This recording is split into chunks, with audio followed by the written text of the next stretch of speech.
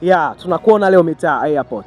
Na ukiangalia M-Sizzo ni msanii ambaye anazidi kuendesha sana industry ya muziki kuwa international zaidi kwenye muziki wa Singeli. Si ndio? Wewe ni kama meneja ambaye tunategemea vitu vingi sana. Vipi umejipanga vipi swala la M-Sizzo na vingine kadhalika na safari ijayo? Mimi nimejipanga vitu vingi sana kwa msanii wangu na vizuri. Mimi msanii wangu anakuwa pia na muda sana mwingi sana kunisikiliza. Kwa hiyo mimi naongea mazuri na yeye anaongea mazuri pia, tunakaa vizuri na shauriana tufanye hivi swala la muziki tu. Kwa hiyo si ninahitaji sana hiyo kitu. Sawa. Na kitu kimoja nataka nikiangalie. Je, ulishawahi kumsimamia msanii wa Singeli tofauti na M-Sizzo? Mimi wasanii wengi nasimamia, sio mikataba ndio nimefunga nayo M-Sizzo. Mkataba umefunga na M-Sizzo.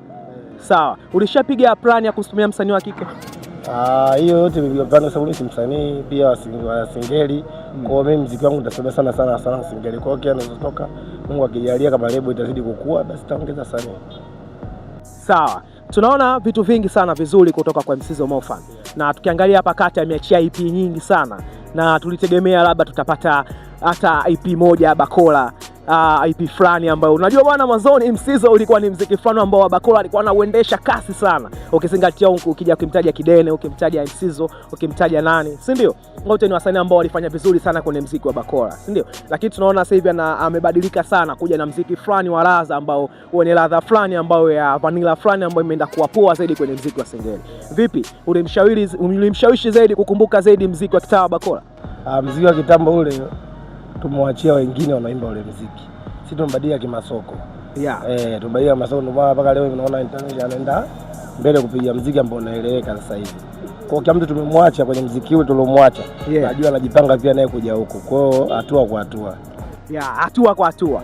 Bwana, huu ni meneja yake M-Sizzo wa kumuita Sula Baya. Ni meneja fulani ambaye anapambana sana hasa kwenye muziki wa Singeli. Na vipi kuhusu wasanii underground sasa hivi wanaofanya vizuri? Ukiangalia muziki wa zamani na sasa hivi umebadilika sana. Vipi msanii akitokea vipi? Unaweza kumanagement kama unavyomsimamia M-Sizzo? Narudia pale pale. Brand kizidi kunyanyuka, uongozi takaa tutajifikiria, niongeze tusiongeze, yote inawezekana kaka. Kwamba brand kizinyanyuka zaidi uongozi, ukikaa mnakubaliana ndipo muweze kupambana, si ndio? Sawa. Na je, M-Sizzo akitaka collaboration na msanii mdogo vipi? Unampaje nafasi msanii?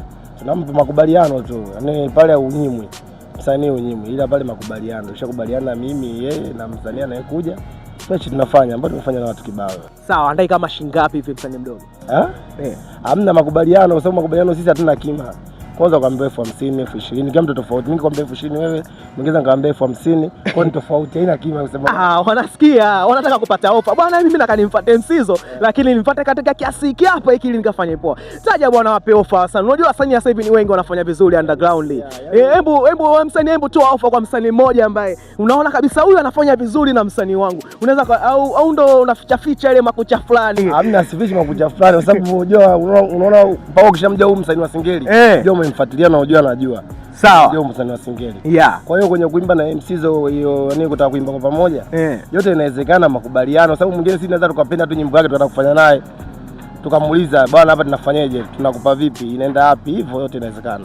Sawa. Bwana leo bwana tunaenda kumpokea M-Sizzo Mofan. Na hapa kama mnavyomsikia meneja yake Sula Baya na amezungumzia kuhusu masuala muziki na vingine kadhalika. Na sasa hivi muziki unazidi kukua na kwenda international zaidi namna kama tulivyoweza kufikiria. Sasa kifupi tunaenda airport zani kwenda kumpokea M-Sizzo na kujua mengi na kupata na story zaidi ili atuambie je kilichojiri huko ni kitu gani au na kitu gani, ili madi kwa wasanii wengine wanataka kupata nafasi zaidi ili waweze kupata connection ya kwenda mazingira nje. Sawa? Na vile vile usikose kufuatilia akaunti zetu za Amsha Music, Amsha Media na TV Mkatoto TV ili uweze kuenjoy na kupata burudani zokuwa poa zaidi. Je, una kitu gani cha mwisho? Kitu ninachokipenda tu hapo kusema kingine. Mashabiki tufuatilie sana muziki wa Singeli.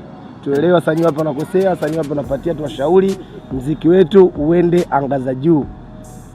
Sawa.